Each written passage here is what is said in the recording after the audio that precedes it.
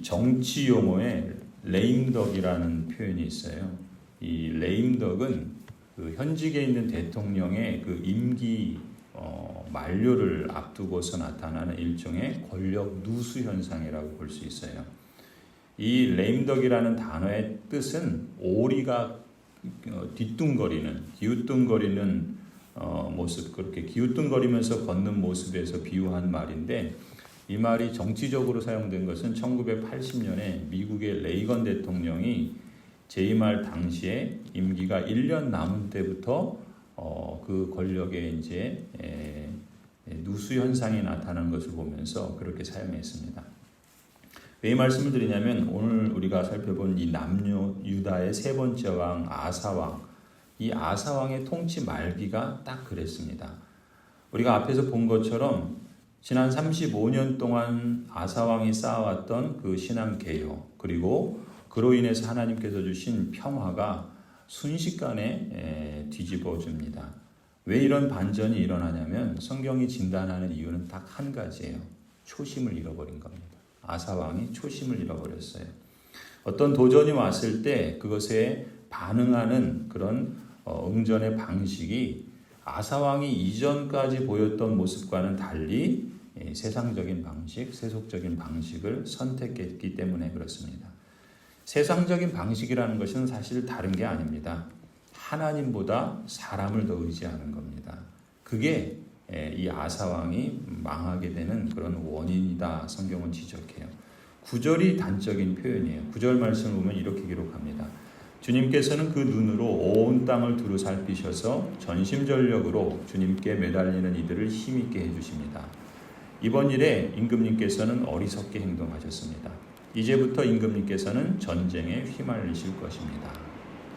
이 아사왕이 임기 첫 때부터 어떻게 했습니까? 하나님의 뜻을 찾았어요.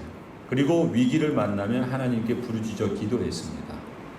하나님의 말씀을 귀담아 듣고 또 전심전력으로 주님께 매달리며 용기를 얻고 여호와 하나님을 신뢰했습니다. 주님께서는 그걸 아십니다. 그 눈으로 온 땅을 두루 살피시는 분이 하나님이시기 때문에 그래요. 그래서 하나님은 이 아사왕의 마음과 그가 행한 행동들을 칭찬하셨습니다. 그리고 지난 35년 동안 많은 복과 평안을 허락해 주셨죠.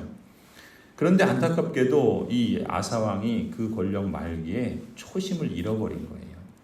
레임덕 현상이 일어난 거죠. 그래서 9절이 단적으로 그렇게 표현하는 겁니다. 이번 일에 아사왕은 어리석게 행동했다. 그러면 아사왕이 어떻게 그러한 일이 일어났는가? 아사왕이 초심을 잃고 어리석게 행동한 것은 그러니까 그가 왕으로 재임한 지 36년째 되던 해부터 그랬습니다. 1절을 보면 그렇게 기록하죠. 아사왕 36년에 이스라엘 왕 바아사가 유다를 치러 올라와서 라마를 건축하고 어느 누구도 유다의 아사왕에게 왕래하지 못하게 하였다. 그러니까 아사왕 36년에 이 당시는 남북이 분단되어 있었다고 그랬죠. 남쪽은 유다, 북쪽은 이스라엘. 그래서 남유다, 북이스라엘 같은 민족인데 지금 우리처럼 분단되어 있었던 겁니다. 그런데 아사는 남쪽의 왕이고 북이스라엘의 왕은 바아사라는, 이름이 좀 비슷하죠. 바아사라는 왕이 통치하고 있었어요. 그런데 이 북이스라엘의 바아사 왕이 남유다를 이제 사람들이, 북이스라엘의 사람들이 남유다로 자꾸 이주를 하는 거예요. 왜냐하면 남유다에 예루살렘 성전이 있습니다. 그리고 이제 그렇게 사람들이 자꾸 이제 이 남유다로 이주하면서 왕래를 하니까 이 북이스라엘의 왕 바아사가 그걸 막기 위해서 성을 하나 건축해요. 그게 라마라는 성인데 이게 이제 무역로의 그 남유다와 북이스라엘로 통하는 그런, 말하자면 그런 중심, 그 지역이 라마예요. 그 라마에다가 성을 세워서, 성을 건축해서 사람들이 왕래하지 못하도록 막은 거예요. 그러니까 이 남유다의 아사왕은 어떻게 합니까? 그 일을 그냥 가만히 있을 수는 없잖아요. 그래서 어떤 방법을 선택하냐면 성전에 있는 금은보화를 다 모아다가 북이스라엘 북쪽에 있는 시리아라고 하는 나라가 있는데 이 시리아의 베나닷이라고 하는 왕을 찾아가요. 그리고 그 금은보화를 바치면서 이 베나닷 왕과 동맹을 맺습니다. 왜요? 이 베나닷 왕과 동맹을 맺어서 그 사이에 있는 이스라엘이 이 라마성을 건축하는 것을 포기하도록, 못하게 하도록 막기 위해서 이방인인 시리아의 왕 베나닷과 동맹을 맺는 거예요. 그래서 이렇게 동맹을 요청한 그게 2절 3절이 한번 보세요. 2절 3절 보면 그러자 아사는 주님의 성전 창고와 왕실 창고의 모든 은과 금을 모아서 다마스쿠스에 있는 시리아의 베나닷 왕에게 보내며 말하였다. 베나닷 왕에게 요청하는 거예요. 나의 아버지와 그대의 아버지가 서로 동맹을 맺었듯이 나와 그대도 서로 동맹을 맺도록 합시다. 여기 그대에게 은과 금을 보냅니다. 부디 오셔서 이스라엘의 바사 왕과 맺은 동맹을 파기하고 그가 여기에서 떠나게 해 주십시오. 이렇게 요청을 하는 거예요. 근데 이런 선택과 행동이 문제의 시작이었던 거예요. 왜 그런가? 7절에서 9절을 보면 그 내용을 알 수 있어요. 7절부터 보시면 그 무렵에, 바로 이 무렵에 하나님께서 하나니 선지자를 아사 왕에게 보내서 이렇게 말합니다. 임금님께서 시리아 왕을 의지하시고 주 임금님의 하나님을 의지하지 않으셨으므로, 이게 문제예요. 이제 시리아 왕의 군대는 임금님의 손에서 벗어나 버렸습니다. 에티오피아 군과 리비아 군이 강한 군대가 아니었습니까? 이건 이전에 있었던 역사를 다시 한번 상기시켜 주는 거예요. 100만 대군이 공격해 들어왔었잖아요. 그때 병거도 군마도 헤아릴 수 없이 많지 않았습니까? 그들이. 그러나 임금님께서 주님을 의지하시니까, 주님께서 그들을 임금님의 손에 붙이지 않으셨습니까? 주님께서는 그 눈으로 온 땅을 두루 살피셔서 전심전력으로 주님께 매달리는 이들을 힘있게 해주십니다. 그런데 이번 일에 임금님께서는 어리석게 행동하셨습니다. 이제부터 임금님께서는 전쟁에 휘말리실 것입니다. 이전에는 더 큰 위기에서도 하나님을 의지하였는데, 그래서 온 땅을 두루 살피시고 힘있게 해주시는 하나님의 도우심으로 위기를 넘겼는데, 실망스럽게도 아사왕은 지금 그 초심을 잃어버렸다는 거예요. 여러분, 우리도 그런 때 있습니다. 예전만 못한 신앙으로 뒷걸음치는 그런 때가 있어요. 혹시 그런 느낌이 들 때 우리가 무엇부터 점검해야 되는가? 가장 기본적인 것부터 점검해야 돼요. 그게 뭡니까? 초심인 거예요. 초심. 내가 처음 신앙을 가질 때 하나님만 바라보고 하나님 의지하고 하나님을 전심전력으로 찾았던 그 초심, 그걸 지켜야 됩니다. 정말 내가 지금도 하나님을 인정하고 있는가? 내가 정말 하나님을 의지하고 있는가? 이거를 잃어버리면 안 돼요. 하나님을 알아간다고 신앙생활하면서 한 해 두 해 많아져서 이렇게 저렇게 많이 배우고 생각도 많아졌는데, 그럼 어떻게 돼요? 하나님을 향한 그 믿음과 신뢰가 더 깊어져야 되잖아요. 전심전력으로 충성해야 되잖아요. 그런데 사람이 보통 그래요. 그러다 보면 자기 스스로 뭐가 된 것처럼 교만해지기 쉽습니다. 타성에 젖어서 하나님의 은혜를 당연하게 여기게 돼요. 여러분, 우리 그 혈관에 어떻게 됩니까? 혈전이 자꾸 쌓이잖아요. 그럼 혈관이 막히면 어떻게 돼요? 생명이 죽게 되죠. 마치 영적인 노폐물이 쌓이는 거예요. 그래서 하나님을 향한 신뢰나 전심전력의 그 초심을 막아버리는 거예요. 사실 이 아사왕은 지금 이 역대기가 누가 1차적으로 이 말씀을 읽는다 그랬습니까? 바벨론 포로 이후의 다음 세대들. 지금 예루살렘으로 돌아와서 재건을 시도하는 이 세대가 이 아사왕을 통해서 기억해야 할 교훈이 바로 이 점인 거예요. 초심을 잃지 않아야 된다. 사실 아사왕이 이렇게 선택했을 때는요, 겉으로 보기에는 일면 좋은 선택처럼 보였습니다. 왜냐하면 시리아 왕 베나닷과 동맹을 맺으니까 북이스라엘의 바아사 왕이 그 건축하던 라마 성을 건축을 포기합니다. 공사를 중간에 포기해요. 그러니까 어떻게 돼요? 그 바아사 북이스라엘 왕이 건축하던 그 건축을 포기하니까 그 포기해서 남겨둔 돌과 목재가 있을 거 아니에요. 그거를 이제 이 남유다의 아사 왕이 가서 가져오게 해요. 그러니까 이제 뭔가 생겼죠, 더. 그 생긴 걸 가지고 뭐 하냐면은 게바와 미스바라고 하는 그 남유다의 성을 보수합니다. 좋은 게 좋아 보였어요. 근데 여러분, 좋은 게 늘 좋은 게 아닙니다. 하나님을 가까이 하지 않고 하나님을 신뢰하지 않고 이방신을 섬겨서 얻은 좋아 보이는 것들이 사실은 문제의 시작이었던 겁니다.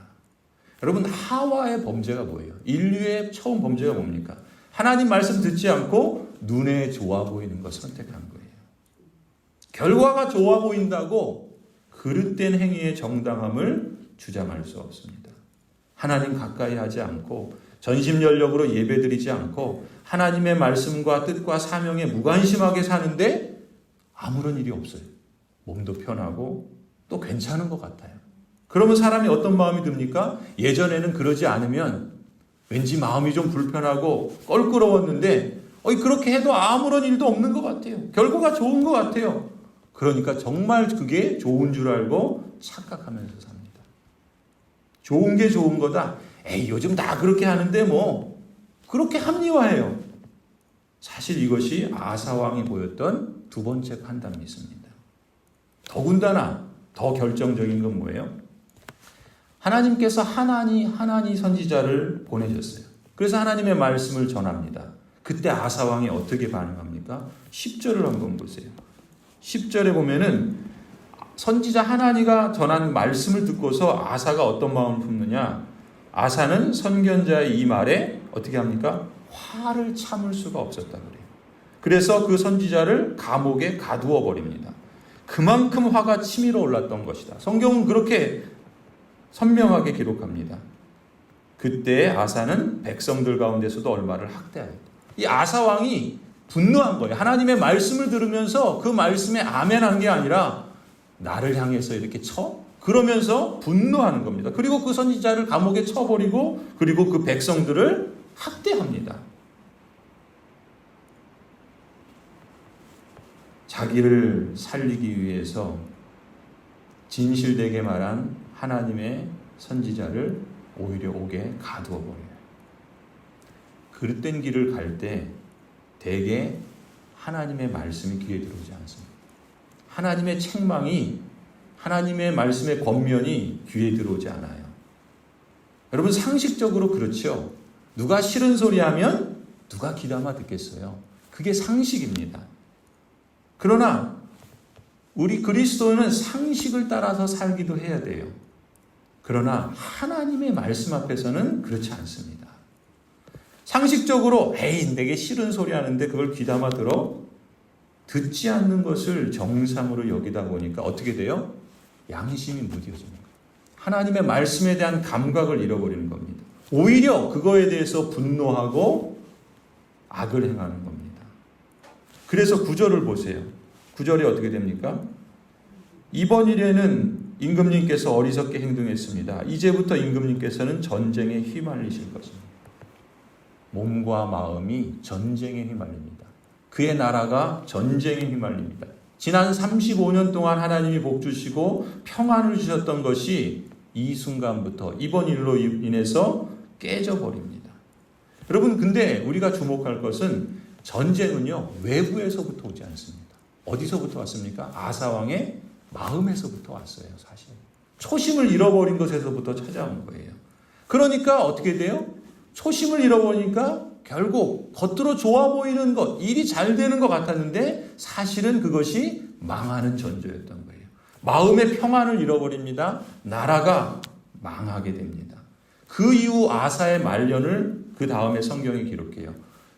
아사왕 41년에 이 아사가 39년에 12절에 그러죠. 아사가 왕이 된 지 39년에 병이 듭니다. 그리고 어떻게 돼요? 결국 생을 마감하게 됩니다. 인생, 아사왕이 그렇죠. 끝이 좋아야 인생이 좋은 것 아니겠습니까? 그런 점에서 우리는 끝까지 신실해야 돼요. 이 아사왕을 통해서 우리가 기억해야 할 것은 이 점입니다. 우리가 앞에서 보았던 아사왕의 모습은 무엇이었어요? 그는 하나님 보시기에 좋은 일, 올바른 일을 했습니다. 여호와와 함께하는 자리에 있어야 할 그 자리에 다른 우상이 있는 거 그거 찾아내서 다 제거하고 버렸어요. 그거 우리가 기억해야 됩니다. 또 이 아사 왕은 위기를 만났을 때 하나님께 부르짖어 기도했어요. 우리 그거 기억해야 됩니다. 그리고 또 하나님의 말씀을 들을 때 그 말씀을 받아들이고 그 말씀에서 용기를 내고 그 말씀을 따라서 하나님의 뜻을 찾고 하나님이 기뻐하시는 수고를 마다하지 않았어요. 그거 우리 기억해야 됩니다. 그러면 하나님께서 이 아사 왕에게 그 수고에 합당한 상급을 주셨던 것, 하나님은 동일하신 언약의 신실하신 하나님인 줄 믿습니다. 우리가 이 아사 왕을 통해서 기억해야 할 점은 바로 이 점들이죠. 그런데 또 한 가지, 그가 보였던 말년의 그 선택들에 대해서는 우리가 경계해야 하고 주의해야 할 것입니다.